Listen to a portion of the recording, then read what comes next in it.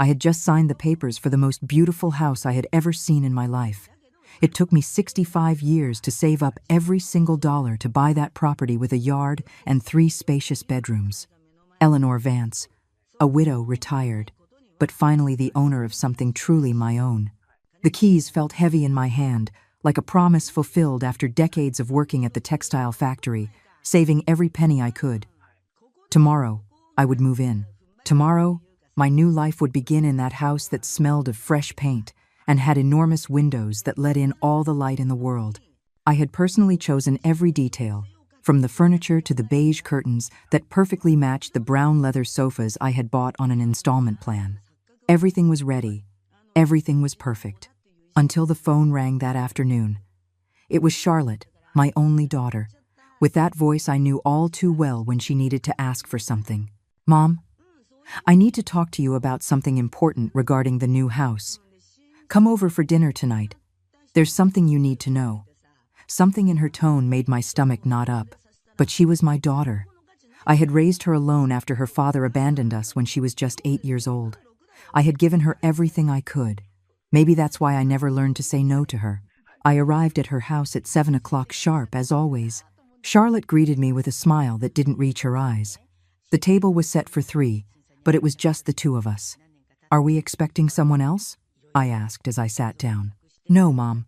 I just wanted you to know that tomorrow, when you move in, you won't be alone in the house." I felt as if a bucket of cold water had been thrown over me. "What do you mean by that, Charlotte?" She poured the coffee without looking at me directly. Her hands were trembling slightly, but her voice sounded determined, almost cold. "My in-laws are going through a tough time. Linda and Robert lost their apartment. And well, Ashley, my husband's sister-in-law, just got divorced and has nowhere to stay." My heart began to beat faster. "And what does that have to do with me? They're going to live with you in the new house. It's all arranged. Robert is going to help you with the yard expenses, and Linda can cook for you. Ashley is very neat. She'll help you with the cleaning." I was silent for a moment that felt like an eternity. My daughter's words floated in the air like invisible daggers piercing my chest. "Charlotte, I bought that house, with my money, with my life savings. Mom, don't be selfish. It's a 3-bedroom house. You have plenty of space." Selfish. The words escaped my mouth before I could stop them. "I worked for 40 years to buy that house. It's my sanctuary, my place of peace." Charlotte put her cup down on the table with a sharp thud. She looked at me with a coldness I had never seen in her eyes. "Your opinion doesn't matter, Mom. It's already decided. They're arriving with me tomorrow at 10 o'clock in the morning. Linda already has the keys I gave her yesterday." I stood up from the chair, feeling as if the floor were moving beneath my feet. My own daughter, the girl to whom I had given everything, was taking away the only thing that was truly mine. "You gave them keys to my house without asking me?" "It's for the best for everyone, Mom. You'll see, you'll get used to it." I walked out of that house without another word. My legs trembled as I walked to the bus stop. In the reflection of the bus window, I saw an older woman with her eyes full of tears she refused to shed. But somewhere deep in my chest, something more than sadness began to grow. It was rage. It was trampled dignity. It was the silent strength of someone who has been underestimated for far too long. I didn't sleep that night. I sat in my old chair, looking out the window, planning exactly what I would do the next day. By dawn, I had everything clear. I woke up with a determination I hadn't felt in years. It wasn't just anger that moved me. It was something much deeper. It was the self-respect I had lost somewhere along the way. At 6 o'clock in the morning, I was already dialing numbers on my phone. The first was to the moving company. "Good morning. This is Eleanor Vance. I need to cancel the moving service scheduled for today." "Ma'am, but we already have the truck on its way. If you cancel now, you'll have to pay a penalty." "No problem. Pay it from my deposit." I knew I was losing money, but for the first time in a long time, I felt I was investing in my dignity. The second call was more difficult. It was to the furniture store where I had bought everything for the new house. "Mr. Thompson, this is Eleanor Vance. I bought a complete living and dining room set last week. I need to return everything." "But ma'am, the furniture has already been delivered to the address you gave us." "I know. I'm on my way there with the keys. You can pick everything up this morning." I'll pay for the extra transportation. Are you sure? You'll lose 30% of the value. I am completely sure.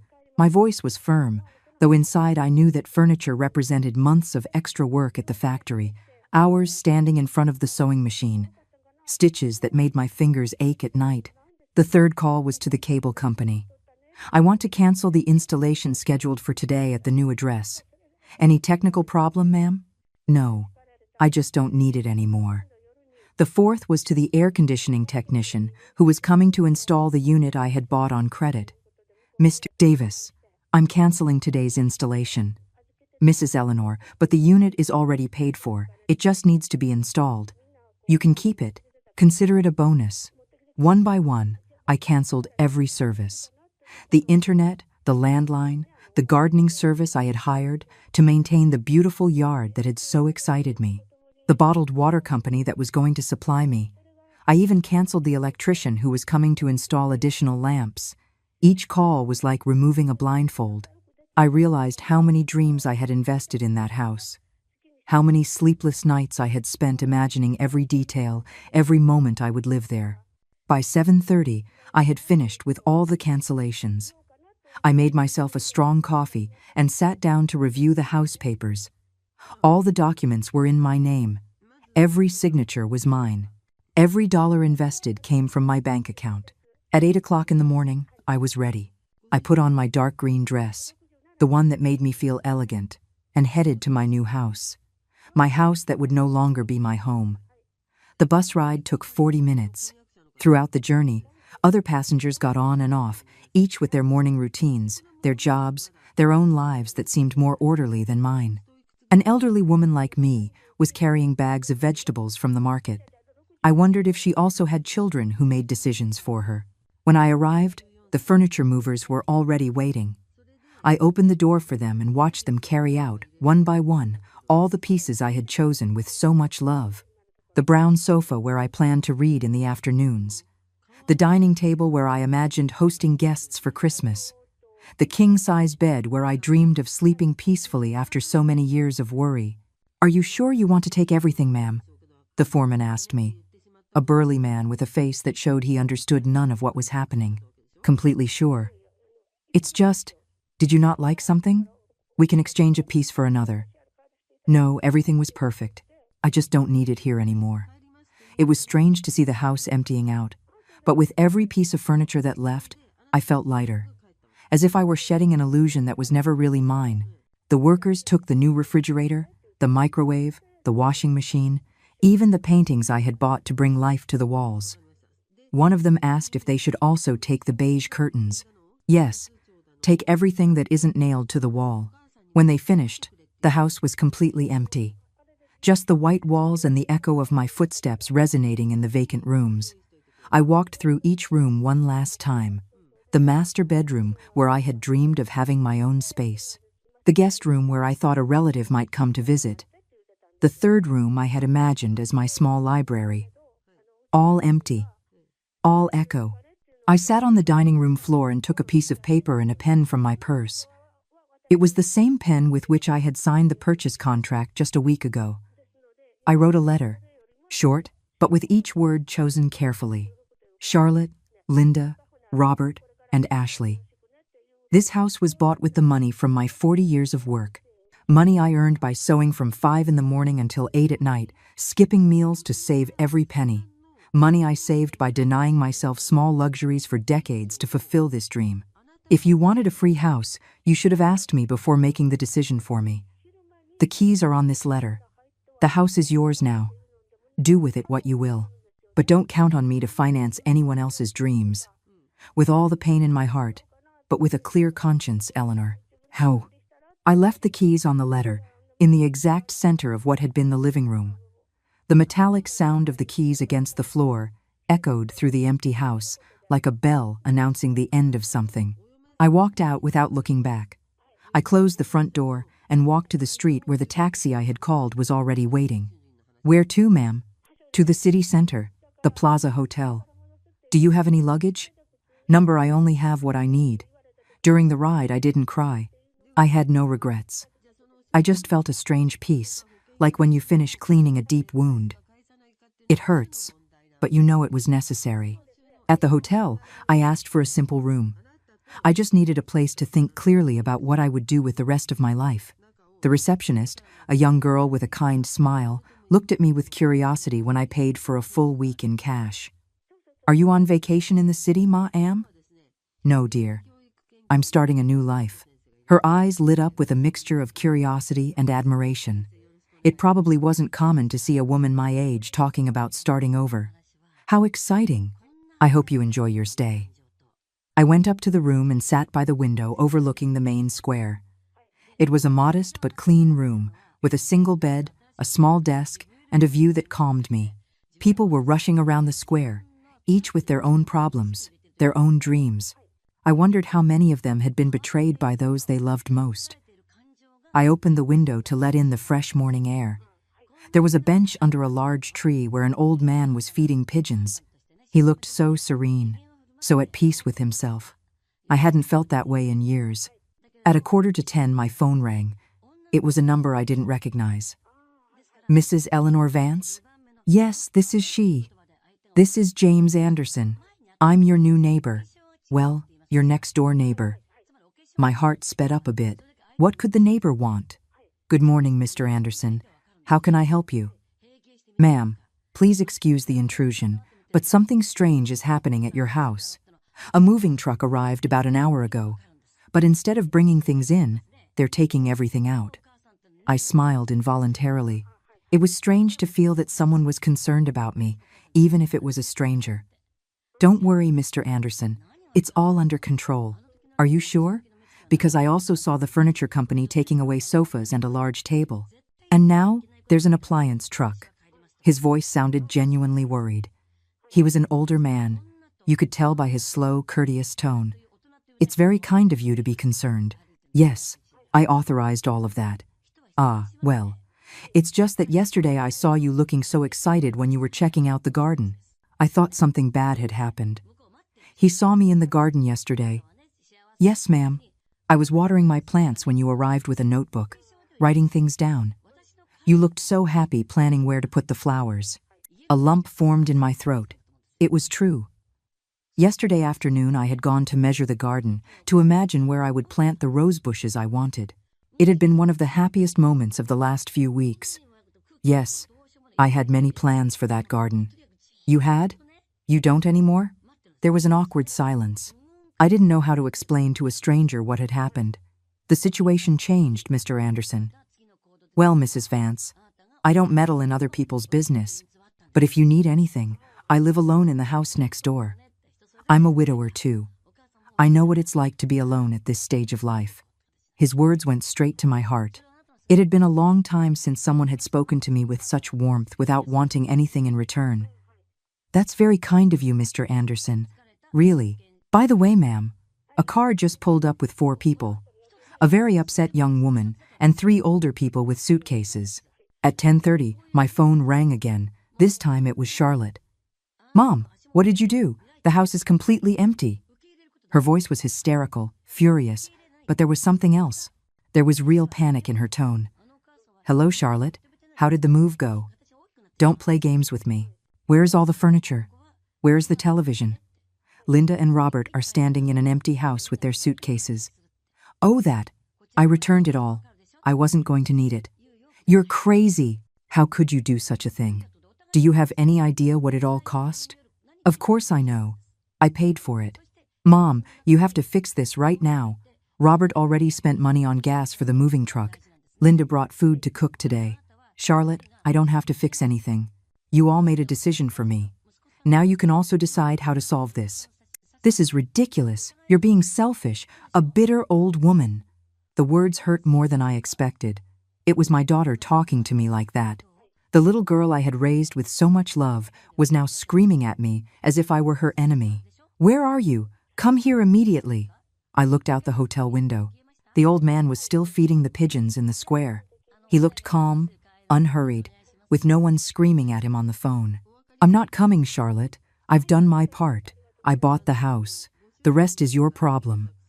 "Mom, this can't be happening. Linda is crying. She says she feels humiliated." Charlotte, at any point, did you ask yourself how I felt? What do you mean? Did you ask yourself if I wanted to share my house? If I had worked for 40 years to have permanent house guests? If my dream was to become a free boarding house? Mom, don't exaggerate. It was only going to be temporary. How long? A month? A year? Until they found jobs? And what if they didn't? Was I supposed to kick them out myself? There was a silence on the other end of the line. This isn't over, Mom. You're right, it's not over. Because now I am going to decide what to do with my life. And for the first time in many years, I'm going to decide alone. Wait, don't hang up. But I had already hung up. I turned off the phone and put it in the nightstand drawer. From the window, I saw a tour bus full of tourists arrive. They got off with cameras and maps, excited to discover the city.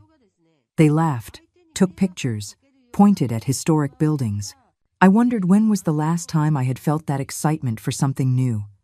I decided to go down and walk around the square. I needed fresh air and movement after that call. The square was beautiful. It had large trees that provided shade, wrought iron benches painted green, and a fountain in the center where children ran around while their mothers watched from the benches. I approached the old man feeding the pigeons. He had completely white hair and wore a well-ironed cream-colored shirt. "Good morning," I said. "Good morning, ma'am. Do you like pigeons too?" To be honest, I've never stopped to watch them. They are very intelligent animals. Each one has its own personality. That gray one over there is very shy, and that white one with spots is the greediest of them all. I watched him feed the birds with breadcrumbs he took from a paper bag. There was something very peaceful in his movements, very deliberate. "You come here every day?" "Every day since I retired. My wife died 5 years ago, and my daughter lives in another country. At first, I came because I didn't know what to do with so much free time. Now I come because the pigeons wait for me." "You don't feel lonely?" "Sometimes. But I've learned that being alone is not the same as being lonely. When you are at peace with yourself, solitude can be very good company." His words resonated in my head like a bell. Being alone is not the same as being lonely. "May I sit for a moment?" "Of course, ma'am. What's your name?" "Eleanor. Eleanor Vance." "A pleasure, Mrs. Vance. I am James Anderson." "James Anderson?" "Yes, why?" "We've met. You called me this morning. You're my neighbor." He stared at me with wide eyes. "You are the lady from the new house? The one with the garden?" "I was. Not anymore." James stopped feeding the pigeons and looked at me attentively. "What happened, Mrs. Vance?" And for the first time since last night, I felt the urge to tell someone the whole truth. I told James everything. From the moment I signed the papers for the house to Charlotte's furious call that morning. He listened without interrupting, nodding from time to time, his eyes reflecting an understanding I hadn't found in anyone for a long time. "Mrs. Vance," he said when I finished my story, "you did the right thing. Do you really think so?" "Of course. I have 3 children, and since I was widowed, all 3 have had brilliant ideas about what I should do with my house, with my money, with my time. The oldest wants me to move into a nursing home so he can sell my house. The middle one wants me to lend him money for his business. And the youngest wants me to move in with her to take care of her children for free. And what do? I tell them no. At first, they got angry. They stopped visiting for months, but then they realized their old man wasn't a fool they could manipulate. James was right, but it hurt so much to come to that realization. It's just that Charlotte is my only daughter. I raised her alone after her father left. And for that very reason, Mrs. Vance, you gave her everything. Now she believes she has a right to everything of yours." A pigeon came close to my feet and looked at me expectantly. James gave me some crumbs. "Here, this one is named Hope. She's the bravest of them all." Feeding Hope calmed me. There was something comforting in that small act of generosity without expectations. "James, can I ask you something?" "Of course." "How did you learn to be alone without being lonely?" He thought for a moment, looking towards the fountain where a young mother was chasing her little son. "I think I started to understand it when I stopped expecting others to fill my life and started to fill it myself. At first, it was hard. I was used to my day revolving around my wife, also named Hope. When she died, I didn't know what to do with myself. And what did you do? I started small. I got up one day and decided to learn how to cook something other than fried eggs. Then I decided to fix the broken things in the house myself instead of calling my children. After that, I started going for walks with no particular destination. And when did you know you were okay? The day I realized I could spend a whole day without looking at the phone, waiting for someone to call. The day I woke up excited about something I was going to do for myself. His words hit me deeply. It had been years since I had woken up excited about something that was just for me. James, do you think I'm too old to start over? Mrs. Vance, my grandmother started learning piano at 70. She said she had been too busy raising children and grandchildren to do something for pure fun. She died at 85 playing a waltz. I smiled for the first time in days. Really? Really? And you're 65. You have at least 20 years to learn piano, painting, dancing, French cooking, whatever you can think of. I was quiet for a moment, watching as Hope pecked at the crumbs around my feet. James, can I tell you a secret? Of course. My whole adult life, I dedicated myself to being the perfect mom for Charlotte. I worked, cooked, cleaned, helped her with her homework, went to school meetings. I never had time to ask myself what I liked. And now? Now I realize I don't even know what my favorite color island. I always bought clothes thinking about what was practical, not what I liked. What color are you wearing today? I looked at my dark green dress. Green. Do you like it? Yes. It makes me feel elegant. Then that might be a good place to start getting to know yourself. At that moment, my phone rang. It was Charlotte again. This time I didn't turn it off, but I didn't answer either. I let it ring until it stopped. It's your daughter. Yes. Are you going to answer? Not yet. I need time to think. James nodded understandingly. Mrs. Vance, may I give you some advice? Please. Don't make important decisions when you're angry, but don't make them when you're scared either. Make them when you're calm. And how do I know when I'm calm? When you can think about the problem without your chest hurting. I took a deep breath. My chest still hurt when I thought about Charlotte. Then I'm not ready yet. There's no rush, Mrs. Vance. Time is the only thing we truly have. We sat in silence, feeding the pigeons for almost an hour. It was a comfortable silence, without pressure, without expectations. It had been years since I had experienced that feeling of peace. James, can I ask you something else? As many times as you like. Do you think I'm a bad mother for doing what I did? James stopped handing out crumbs and looked me directly in the eyes. Mrs. Vance, is a good mother one who allows her child to trample all over her? Is a good mother one who teaches her child that they can make decisions for others without consulting them? Is a good mother one who accepts anything to avoid conflict? Then you were not a bad mother. You were a mother who finally decided to teach her daughter a very important lesson. What lesson? That actions have consequences. And that respect is not optional, not even between family. His words comforted me more than I had expected. Do you know what hurts the most, James? What? That when Charlotte screamed at me on the phone, she didn't sound sorry for disrespecting me. She sounded furious that her plan didn't work. That hurts, I know, but it's also giving you very valuable information about who your daughter really is at this moment in her life. What do you mean? That maybe the Charlotte you raised, the sweet and grateful little girl, got lost somewhere along the way. But that doesn't mean she can't find herself again. And if she never finds herself, then you will have learned something painful but necessary, and you can decide how to relate to her based on reality, not on your hopes. The phone rang again. This time it was an unknown number. Mrs. Eleanor Vance? Yes? This is Linda. Well, I was going to be your... This is very awkward. Linda sounded nervous, embarrassed. Hello, Linda. Mrs. Vance, I wanted to apologize. I didn't know that Charlotte hadn't consulted you about us living with you. I really didn't know. No, ma'am. She told us that you had insisted we come live with you because you were very lonely, that you wanted company. I felt like I had been punched in the stomach. That's what she told you? Yes, ma'am. That's why we accepted. We thought we were doing you a favor. When we arrived this morning and saw your face when you got the call from Charlotte, We realized something wasn't right. Linda, where are you now? At the house, ma'am. We don't know what to do.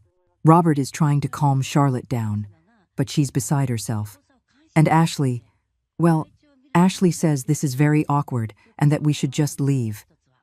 And what do you want to do? Mrs. Vance, we don't want to cause you any problems. If you prefer that we find another place, we will go. For the first time since yesterday, someone was speaking to me with respect and consideration. Linda, can I ask you something? Of course, ma'am. Do you really need a place to live? Yes, ma'am. We lost our apartment because the owner is going to demolish it. We have 1 month to find something, but with the pension we receive, it's very difficult to find something decent. I understand. Mrs. Vance, what Charlotte did was very wrong. You had every right to decide about your own house. James was looking at me intently. I could see in his eyes that he was realizing something important was happening in that conversation. Linda, may I think about it? Of course, ma'am. And again, I apologize for this misunderstanding. When I hung up, James asked, "What are you going to do?" I don't know yet, but I think I'm starting to understand something. What? That maybe the problem wasn't them coming to live with me. The problem was that nobody asked me if I wanted them to. James nodded slowly, as if he had been waiting for me to reach that conclusion. Mrs. Vance, there is a big difference between helping because one wants to and being forced to help. Exactly. If Linda and Robert really need help, and if they had asked me respectfully, I might have said yes. But Charlotte decided for me, and that's what I can't forgive. And what do you plan to do now? I watched the pigeons. Hope had brought 2 others, and now the 3 of them were pecking near our feet. It was as if they had formed a small family around us. I think I'm going to talk to Linda and Robert, but without Charlotte present. That seems sensible. James, do you think I'm foolish for considering helping them after everything that's happened? No, Mrs. Vance. I think you're being wise. You are separating the people who acted with respect from the one who did not. That afternoon, I returned to the hotel and called Linda. Linda, this is Eleanor Vance. Mrs. Vance, how are you? I'm fine. Linda, could you, Robert, and I talk? Without Charlotte. Of course, ma'am. Where would you like to meet? Do you know the Hope Cafe downtown? Yes, ma'am. Can you be there at 5 o'clock this afternoon? Of course. And Ashley? Can she come too if she wants? I'll ask her and confirm. An hour later, I arrived at the cafe. It was a small, cozy place, with wooden tables and the aroma of freshly brewed coffee floating in the air. Linda and Robert were already there, sitting at a table in the back. They looked nervous but respectful. Linda was a woman in her 60s, with gray hair pulled back in a simple bun and a pale yellow blouse. Robert looked a few years older, with a white mustache and a well-ironed light blue shirt. They both stood up when they saw me arrive. Mrs. Vance, thank you so much for agreeing to talk with us, Robert said, extending his hand. Please, sit down. We settled at the table. The waitress came over, and we ordered coffee for the 3 of us. Ashley isn't coming? No, ma'am, Linda replied. She says this is very awkward, and she prefers to find another solution. I understand. Well, I wanted to talk to you to clear some things up. Of course, Mrs. Vance. First, I want you to know that I'm not angry with you. I'm angry with my daughter for the way she handled this whole situation. Linda and Robert exchanged a look of relief. Second, I want to understand exactly what Charlotte told you and what your real situation island. Robert took the lead. Mrs. Vance, we lived in an apartment in the San Miguel neighborhood for 15 years. The owner of the building died, and his heirs decided to sell the land to a developer. They gave us 3 months' notice to vacate. And you haven't been able to find another place? We've been looking, ma'am, Linda continued. But with our retirement pension, most of the places we can afford are in very poor condition or in very dangerous neighborhoods. How much is your pension? Between the 2 of us, about $400 a month, Robert replied. It was a small amount. I understood why they were having trouble finding something decent. And how do you know Charlotte? She's our daughter-in-law, Linda explained. She's been married to our son Michael for 8 years. Is Michael on board with you living in my house? Linda and Robert looked at each other uncomfortably. Well, Mrs. Vance, Robert said, Michael is working in another country. He left 6 months ago to look for better job opportunities. Does he know what happened today? We sent him a message telling him, but with the time difference, he hasn't responded yet. The waitress brought our coffees. I took a sip while processing the information. Linda, Robert, I want to ask you a direct question. Did you really believe that I had insisted you come live with me? Linda looked down. At first, yes, ma'am. Charlotte told us that you felt very lonely in that big house and had mentioned that you would like some company. But when we arrived this morning and saw your face when you received the call from Charlotte, we realized something wasn't right, Robert admitted. What made you realize that? The way Charlotte was screaming at you on the phone, Linda said. A daughter doesn't scream at her mother like that unless she knows she's doing something wrong. I was surprised by their perceptiveness. And what do you plan to do now? Mrs. Vance, Robert said, we don't want to be a burden to anyone. If you prefer that we find another place, we completely understand. But what would you do? Where would you go? We have some savings, Linda explained. We could rent a room in a boarding house for a month or two while we look for something more permanent. A room for both of you? Yes, ma'am. It's not ideal, but we've lived in worse conditions. I looked at both of them. They were humble, polite people who were in a difficult situation through no fault of their own. It was very different from the image I had formed in my head of freeloaders who wanted to live for free. Linda, Robert, may I make you a proposal? Of course, ma'am. What would you think if we tried an arrangement for 1 month? They looked at each other, surprised. What kind of arrangement, Mrs. Vance? You can stay in the house. I will pay for the necessary basic furniture. A bed, a small table, 2 chairs, a used refrigerator. Nothing fancy, but functional. Ma'am, we can't accept that without paying you something, Robert protested. Let me finish. You would help me. Robert, could you maintain the garden and do minor repairs? Linda, if you like to cook, could you prepare food for me a few times a week? And where would you live? Linda asked. I'll stay in my hotel room for now. I need time to think about what I want to do with my life. But Mrs. Vance, Robert said, it's your house. You should live there. Robert, after what happened, that house no longer feels like my home. Maybe later, but not now. Linda had tears in her eyes. Mrs. Vance, why would you do this for us after everything that's happened? Because you are treating me with respect. Because you are asking me instead of deciding for me. And because I believe everyone deserves a second chance. And what about Charlotte? Robert asked. Charlotte will have to learn that actions have consequences. If she wants to be part of this arrangement, she will have to apologize to me first. And she will have to prove that she can respect me. Do you think she will? I don't know, but that's her decision. Linda reached out and touched my hand across the table. Mrs. Vance, you are an angel. No, Linda, I'm just a woman who is learning to set boundaries. When could we start? Tomorrow, if you like.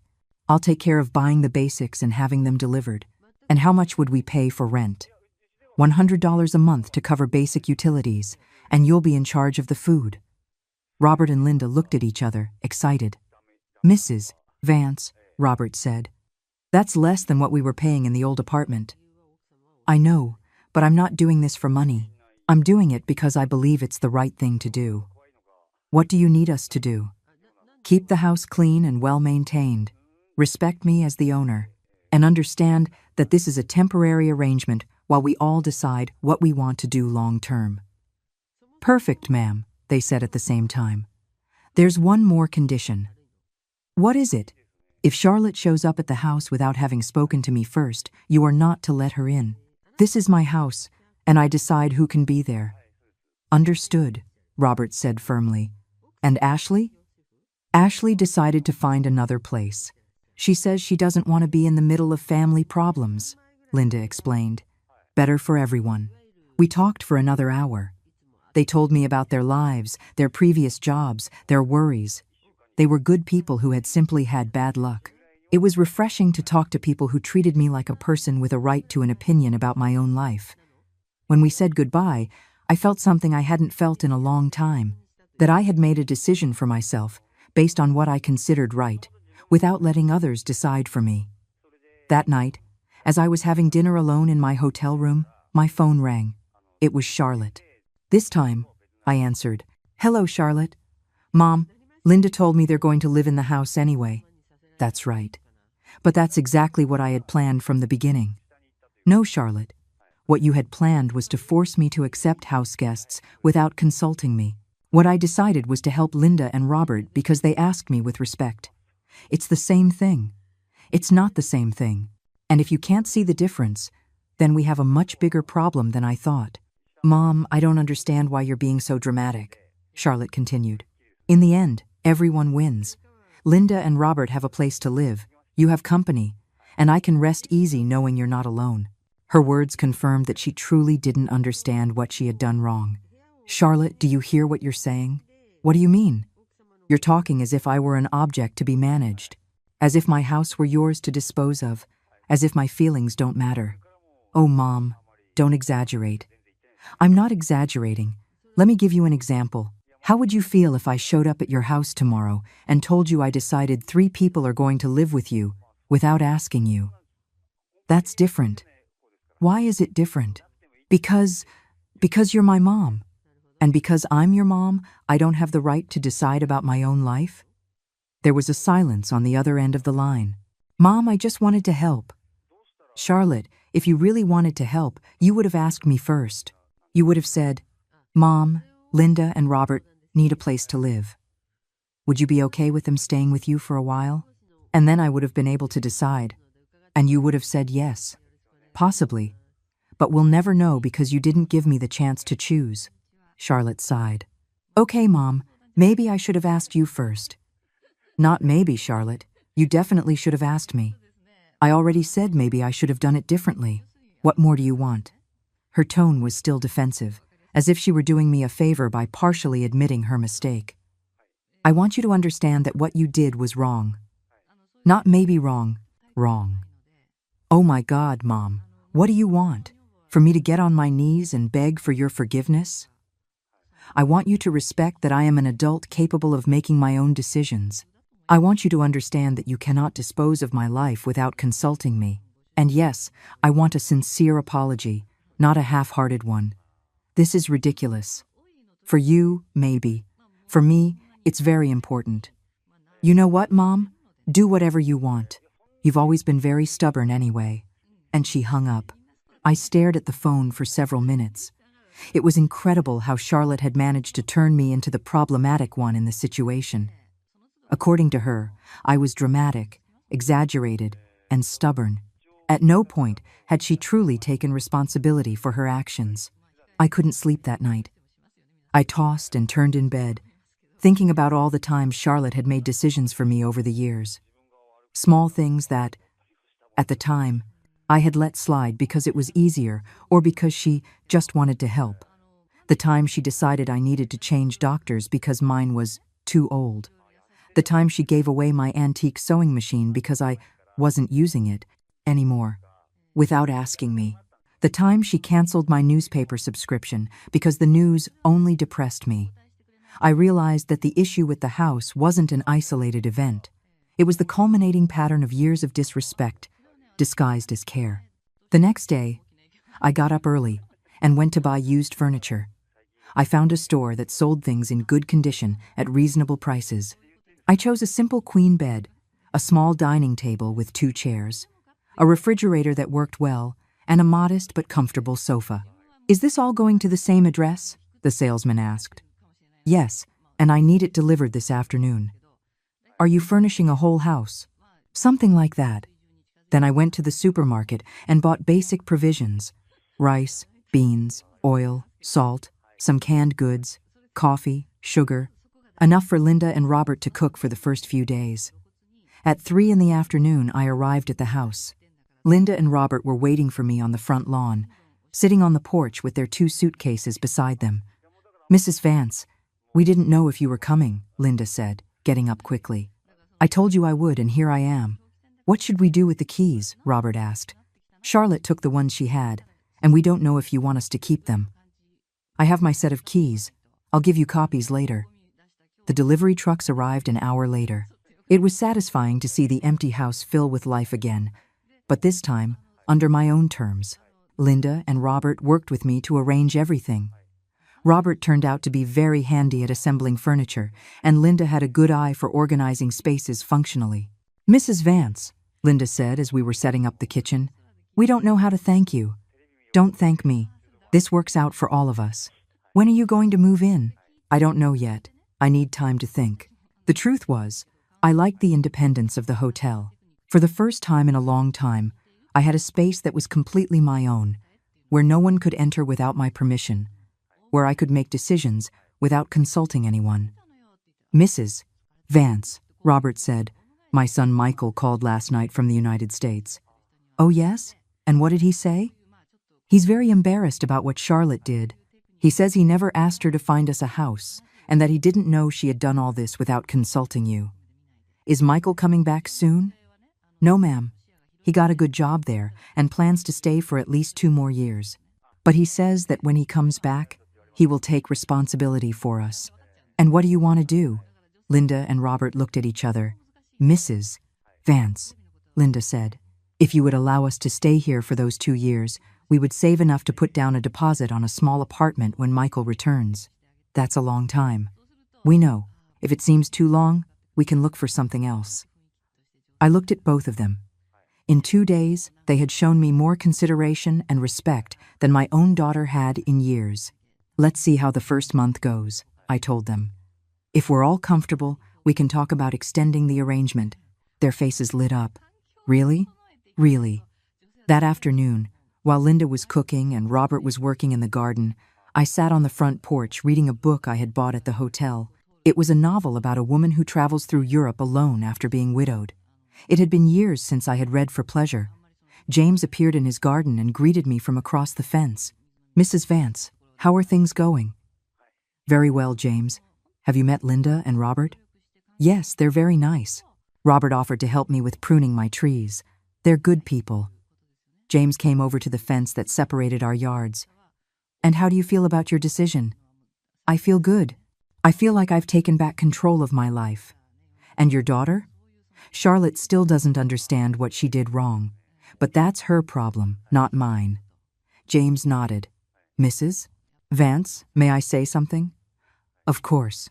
Since I've known you, which has only been 2 days, I've seen you change. Yesterday you looked like a defeated woman. Today you look like a woman who knows what she wants." His words touched my heart. "Thank you, James." "Are you going to stay for dinner with Linda and Robert?" "No, I'm going back to the hotel. I still need my space." "That seems very wise."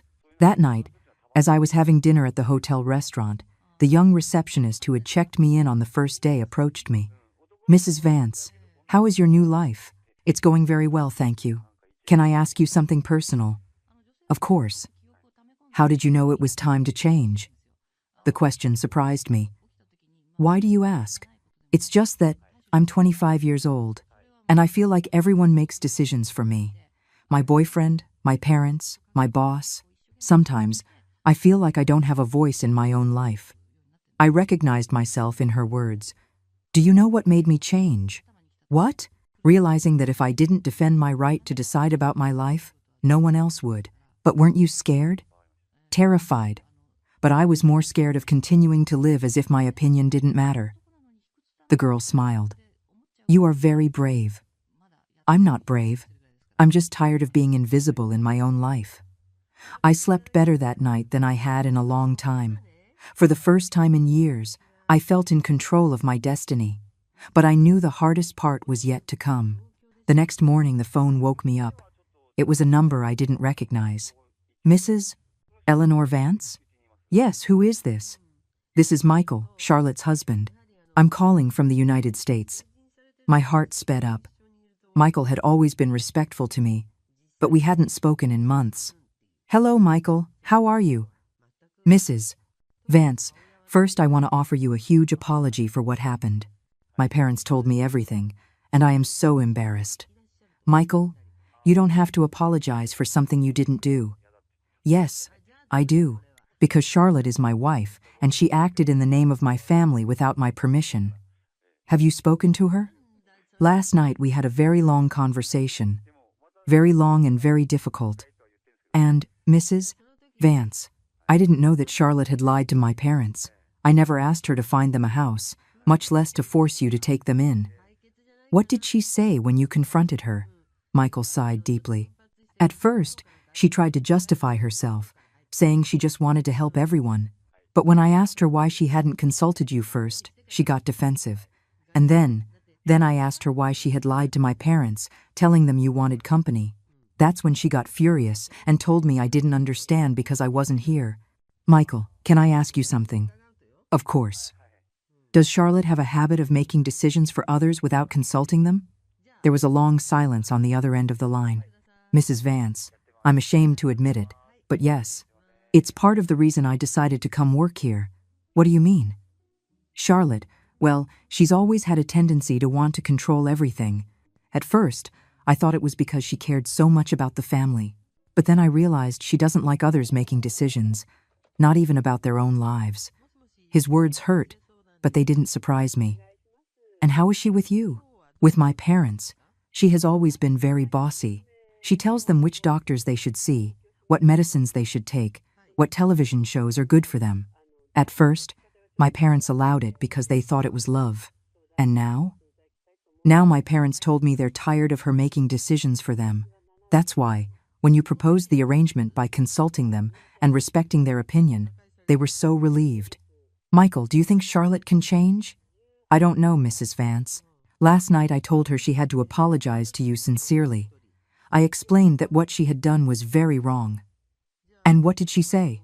That you were exaggerating, and that in the end, everything had turned out fine because my parents had a place to live. So she still doesn't get it. No, Mrs. Vance, she doesn't get it. I was processing the information. It was painful to hear that the problem with Charlotte was deeper than I had thought. Michael, what are you planning to do? Mrs. Vance, I'm coming back in a year and a half. When I return, my parents are going to come live with me. But in the meantime, if you are willing to continue helping them, I will send you money every month to cover the expenses. That's not necessary, Michael. The arrangement I have with them is working well. I insist, Mrs. Vance. It's the least I can do after all this trouble. And what does Charlotte think of that? Charlotte is going to have to learn to live with the consequences of her decisions. After hanging up with Michael, I sat thinking for a long time. It was clear that Charlotte had a serious problem with control and respect for others.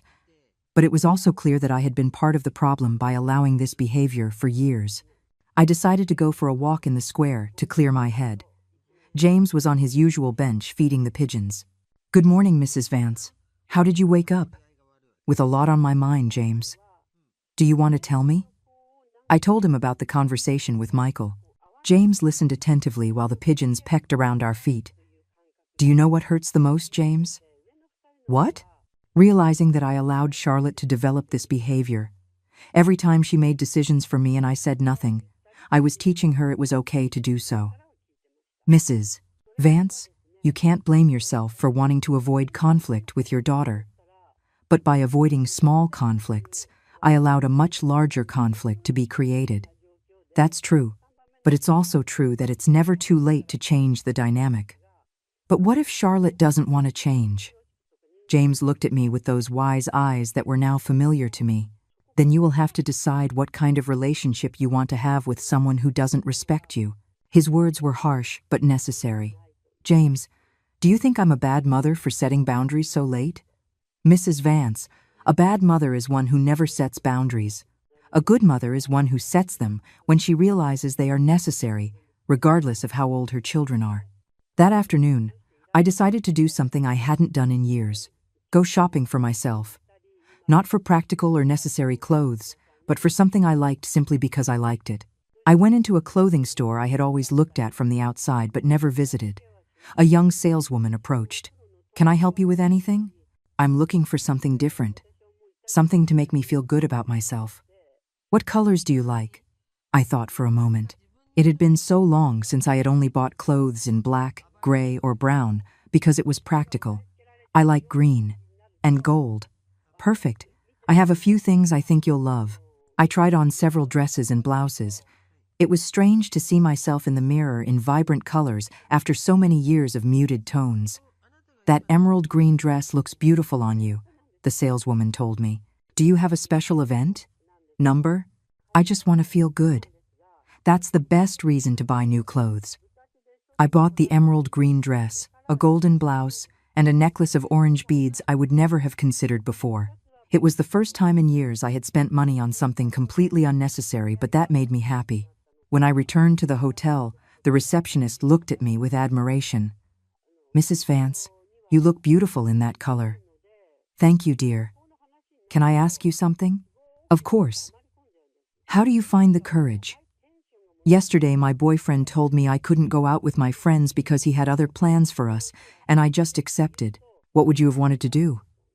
"Tell him that he can make his plans, but I already had mine." "And why didn't you tell him that?" Because I'm afraid he'll get angry." "And does it seem normal to you to be afraid of your own partner?" The girl thought for a moment. "No, I guess not." "Dear, no one who truly loves you should make you afraid to express your opinion. Do you think I should talk to him?" "I think you should ask yourself what kind of relationship you want to have. One where your voice matters, or one where you have to ask for permission to live your own life." That night, as I was having dinner in my room, the phone rang. It was Charlotte. "Mom, Michael called me." "And?" "He says I have to apologize to you." "And what do you think?" "I think everyone is overreacting to all of this." "Charlotte, do you really believe you did nothing wrong?" "Look, Mom, maybe I could have handled it better, but my intentions were good." "Intentions don't justify the methods, Charlotte." "What do you want me to do? Get on my knees and beg for forgiveness for trying to help?" "I want you to understand that what you did was wrong, that you respect that I am an adult, and yes, I want a sincere apology. This is ridiculous. For you, maybe. For me, it's the difference between having a relationship with you or not." "Are you threatening me?" "I'm not threatening you. I'm explaining the consequences of your actions." "You know what, Mom? Do whatever you want. You've always been so dramatic anyway." "Charlotte, when you are ready to talk to me like an adult who respects another adult, call me. Until then, we are not going to talk." "Seriously?" "Seriously. You can't be serious." "Very serious." And I hung up. It was the first time in my life I had hung up on my daughter. It was the first time I had set a clear and definitive boundary. My hands were shaking, but inside I felt a strange calm. I had taken control of my life. Now Charlotte would have to decide if she wanted to be a part of it under my conditions, or if she preferred to continue believing she could trample on me without consequences. For the first time in years, the decision was not mine, it was hers. The following days were strange but liberating. For the first time in a long time, my phone wasn't constantly ringing with Charlotte asking for something or complaining about something. It was as if I had reclaimed a silence I didn't know I had lost. I established a routine that I liked. I would wake up early, have breakfast at the hotel restaurant, go for a walk in the square with James and his pigeons, and then visit Linda and Robert to see how things were going at the house. Linda had turned out to be an excellent cook. When I arrived, she always had fresh coffee and some homemade dessert waiting for me. "Mrs. Vance," she told me one day as we were having coffee in the kitchen, "can I ask you a personal question?" "Of course, Linda." "Don't you miss living in your house?" I thought about it. It was a question I had asked myself several times. I miss the idea of the house, but I don't miss the anxiety of feeling like I had no control over my own space. "Do you think you'll ever want to go back?" "Maybe. When I feel like it's truly my home and not just a house where others make decisions for me." Robert came in from the garden with his hands full of dirt. "Mrs. Vance, the roses we planted last week are blooming very well." It was true. Robert had transformed the garden into something beautiful. He had planted vibrantly colored flowers, fixed the irrigation system, and created small paths among the bushes. "It looks beautiful. Robert, do you want us to plant something special somewhere? What do you suggest?" "There's a corner by the living room window that gets sun all morning. It would be perfect for an herb garden." I love the idea. As Robert explained his plans for the garden, I realized that this was what I had imagined when I bought the house. Quiet conversations about simple but important things, plans made jointly, with mutual respect. "Linda, Robert," I said suddenly, "can I ask you something?" "Of course, ma'am." "Are you happy with this arrangement?" They looked at each other and smiled. Mrs. Vance, Linda said, we haven't felt this peaceful in years. Why? Because you treat us like people, Robert explained. You ask for our opinion, you respect our decisions, you make us feel useful without making us feel like a burden. That's exactly how I like to be treated, I replied. That afternoon, on my way back to the hotel, I ran into James in the square. Mrs. Vance, do you have a minute? Of course, James. What's up? I wanted to tell you something that happened today. We sat on our usual bench. This morning, a young woman came to my house asking for you. She said she was your daughter. My heart sped up. Charlotte went to look for you? Yes. She asked me if I knew where you were living. And what did you tell her? I told her it wasn't my place to give out information about you without your permission. How did she react? She got very upset. She told me you were her mother and she had a right to know where you were. And? I told her the only right she had was the one you chose to give her. I was surprised by James's loyalty. We had only known each other for 2 weeks, but he was protecting me as if we were lifelong friends. What else happened? Then she went to the house and knocked on the door. Linda opened it. Did Linda tell her where I am?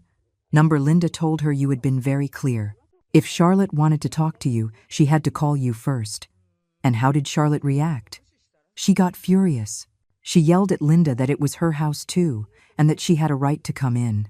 But she didn't come in? Robert came out and calmly explained that you were the owner of the house and that they were going to respect your instructions. And then Charlotte yelled at them that everyone was conspiring against her and left very angry. I was processing the information. It was painful to know that my daughter had gone looking for me, but it was also comforting to know that the people I had chosen to surround myself with were respecting my boundaries. James, do you think I was wrong not to talk to her? Mrs. Vance, had you clearly told her what your conditions were for talking? Yes. I told her she had to apologize sincerely and acknowledge that what she did was wrong. And had she met those conditions? Then you did nothing wrong. You set clear boundaries, and you are maintaining them. I had trouble sleeping that night. A part of me wanted to call Charlotte and fix things, but the more rational part knew that giving in now would mean going back to the same old pattern. The next day, I decided to do something I had been putting off for weeks. Find new activities for my free time. I found a community center that offered dance classes for senior citizens. I had never danced in my life, but something about the idea appealed to me. You've never danced? The instructor, a cheerful woman in her 50s, asked me. Never, but I've always wanted to learn. Perfect. There's no pressure here, just fun. The class was small, only 8 people, all over 60. There were 3 men and 5 women, all with stories similar to mine, people who had dedicated decades to caring for others and now wanted to do something for themselves. I'm Abigail. A woman with silver hair and a fuchsia dress introduced herself. I started coming after my husband died. At first, I came because I didn't know what to do with so much free time, but now I come because I love it. I'm Daniel, said a slim man in a white shirt. My kids told me I should stay home and watch television, but I wanted something more active. And what did they say when you told them you were coming to dance classes? I asked. At first, they made fun of me. Then, when they saw how happy I was, they stopped having an opinion. The class was fun, albeit clumsy. My feet didn't coordinate well with the music, but I laughed more than I had in months. How did it feel? The instructor asked me at the end. Like I woke up a part of me that was asleep. That's exactly the idea. When I left the community center, I felt different, lighter, younger, more alive. I decided to walk through the downtown area instead of taking the bus. There were shops I had never noticed, cafes with live music, a small bookstore with a travel section. I went into the bookstore and lost myself among the shelves. There were books about countries I had never considered visiting, guides for women traveling alone, stories of people who had changed their lives after 60. Can I help you? The bookseller, an older man with glasses and a kind smile, asked me. I'm looking for. I don't know exactly what I'm looking for. Those are the best customers. What kind of things do you like? Stories of people who started over when they thought it was too late. I have exactly what you need. He took me to a special section and showed me several books. One immediately caught my eye. It's never too late to be who you want to be. This one is very popular with our customers over 60, he told me. I bought the book and sat in a nearby cafe to read it. The first chapter talked about how many people spend decades living the life others expect of them, until one day they realize they have never asked themselves what they really want. It was as if the book had been written for me. My phone rang. It was Linda. Mrs. Vance, I'm sorry to bother you. You're not bothering me, Linda. What's wrong? Charlotte came by again. Yes? This time she came with a man who says he's a lawyer. My blood ran cold. A lawyer? What for? He says he wants to review the house papers because she has a legal right to live here. Where are they now? They left when Robert told them they couldn't come in without a court order. Robert knew that? His son Michael had explained to him over the phone what to say if something like this happened. Michael knew this could happen? Yes, ma'am. Apparently, Charlotte told him she was going to seek legal help to resolve the issue. I hung up and immediately called Michael. Mrs. Vance, I imagine why you're calling. Michael, what's going on? Charlotte hired a lawyer to see if she can force you to let her live in the house. Can she do that? No, Mrs. Vance. The house is completely in your name. You can decide who lives there and who doesn't. Then why is she trying? Because she's desperate, and because she truly believes she has the right to make decisions about your life. Michael, what are you going to do? I've already done something. I told Charlotte that if she continues with this, when I come back, I will not be financially responsible for her. Really?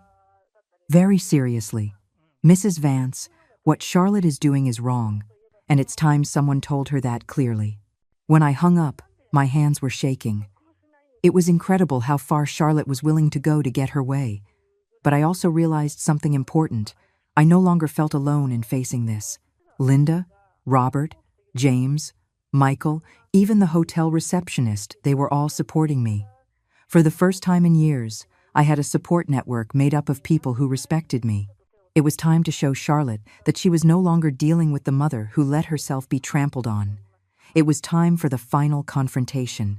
The next day, I decided it was time to end this situation once and for all.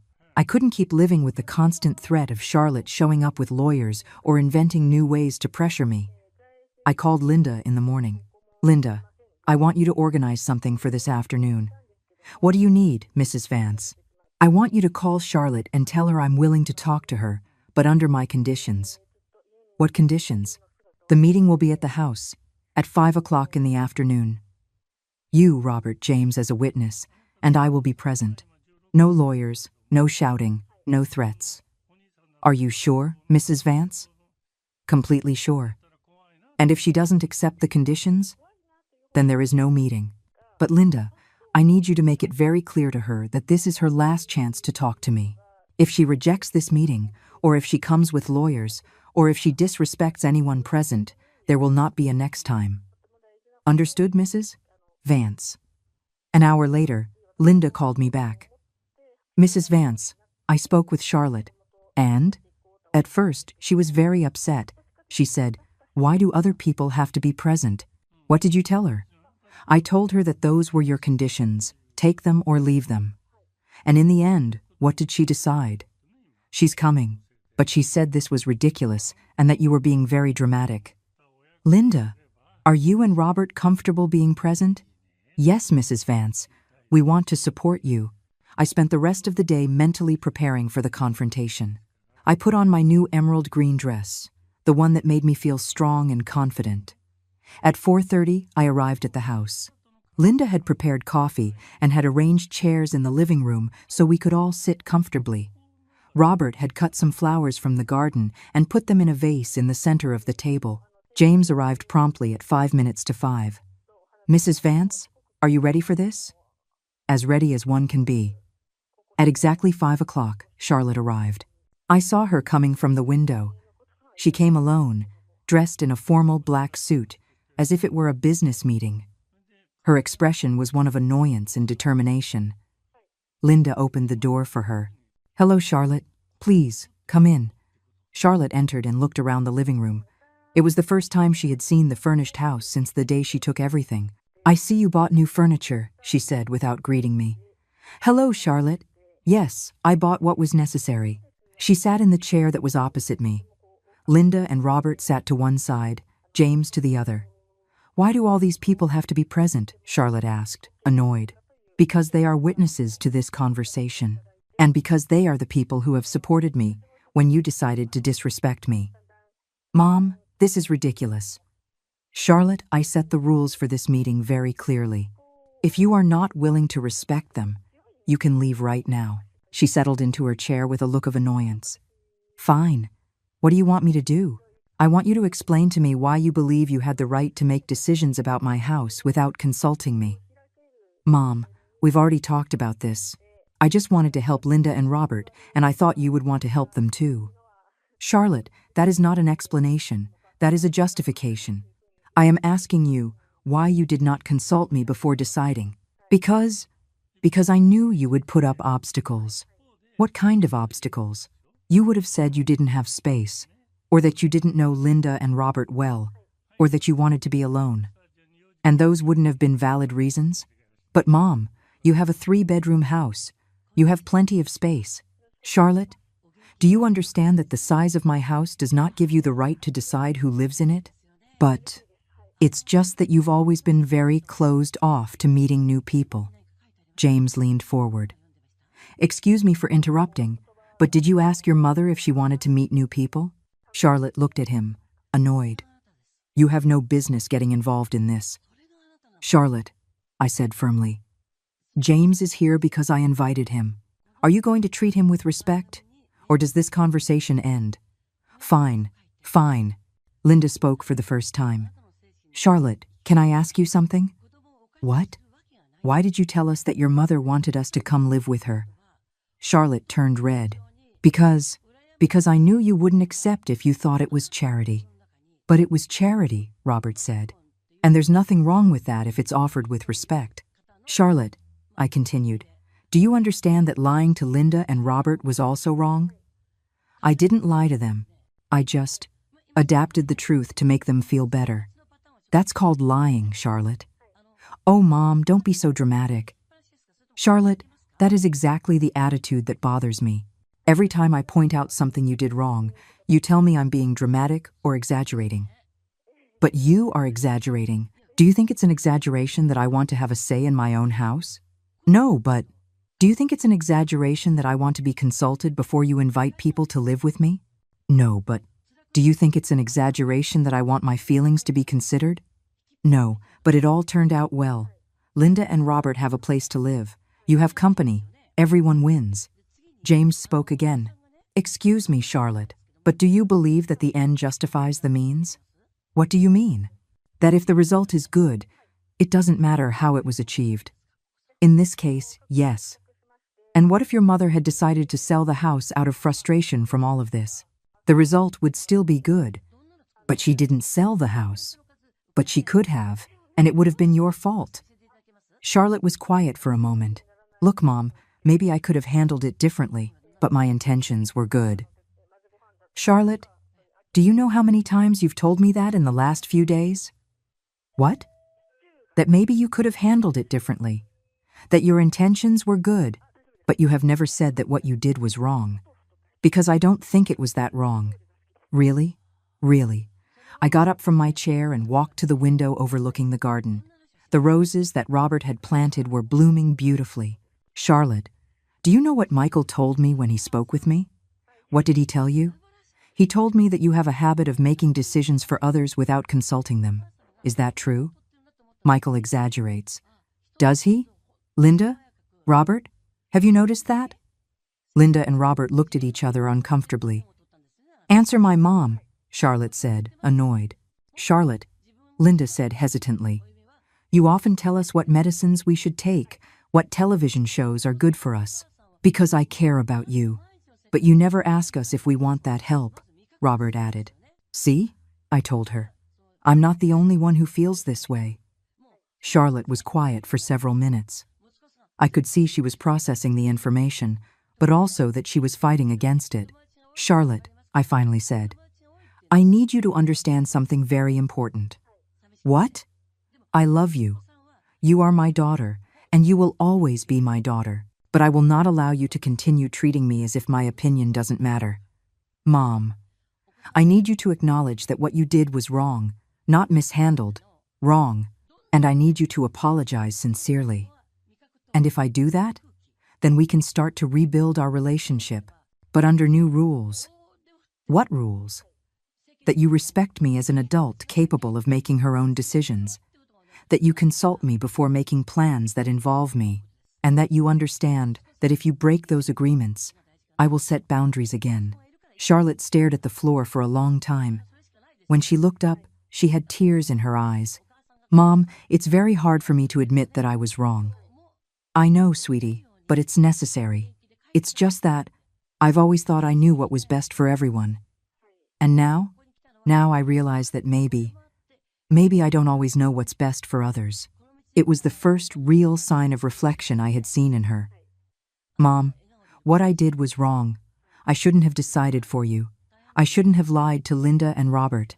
And I shouldn't have reacted so badly when you confronted me. And I'm sorry. I'm truly sorry. For the first time in weeks, her apology sounded sincere.